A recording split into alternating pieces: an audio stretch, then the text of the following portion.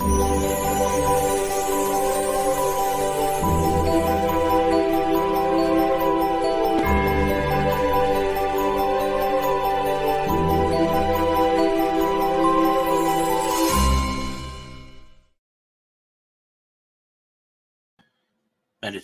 for Every Day in the Year by Bishop Richard Challoner.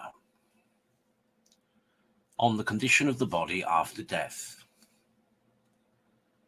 Consider first that the soul is no sooner departed from the body, but this wretched carcass which she leaves behind immediately becomes pale, stiff, loathsome, and frightful, insomuch that the dearest friends of the deceased can scarce endure to watch one night in the same room with it, and would not be induced by any consideration to lie in the same bed.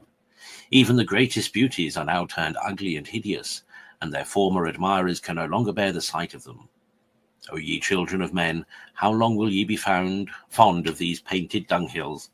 We read that St. Francis Borgia was so touched with the ghastly countenance of the corpse of the Empress Isabella, whom he had seen a little while before in all her majesty and all her charms, seeing the strange change that death had so suddenly wrought in her, that he conceived upon the spot an eternal disgust for this world, and a happy resolution of wholly consecrating himself to the love and service of that great King who never dies.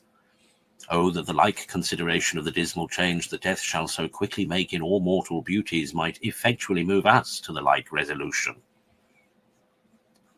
Consider, secondly, that a person is no sooner dead, but the body begins to corrupt and smell, and in a very short time it becomes so insupportable that surviving friends are obliged to make haste to get it out of the house, and to lay it deep underground that it may not infect the air.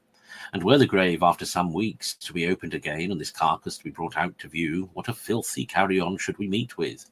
What a sight, what a smell would it afford, and what should we think of a person that should be tied down to such a companion, a barbarity said to have been exercised by a certain tyrant in binding the living to the dead, and letting them linger away in these noisome embraces? Surely the worst of torments would not be half so insupportable. So foul, so detestable a thing is a corpse that is half putrefied. O mortals, why will you then not remember what your composition is, and what you are quickly like to come to? O filth and corruption, why wilt thou be proud?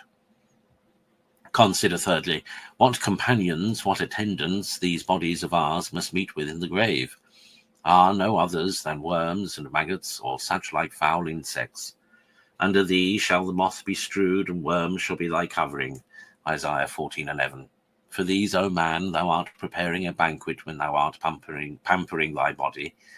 These are to be thy inheritance, or rather they are to inherit thee. Whatever thou art today, tomorrow thou art to be the food of worms. See here, vain worldlings, what will soon be the end of all these beauties which you are so fond of, and which are so apt to draw you into sin. Filthy maggots shall very shortly prey upon these pretty faces. Conclude, to make small account of the beauty of the body, or of anything else that death can take away, and to turn thy thoughts towards the better part, by laying up immortal riches to thy immortal soul, and procuring for her such ornaments of Christian virtues as may be out of the reach of death.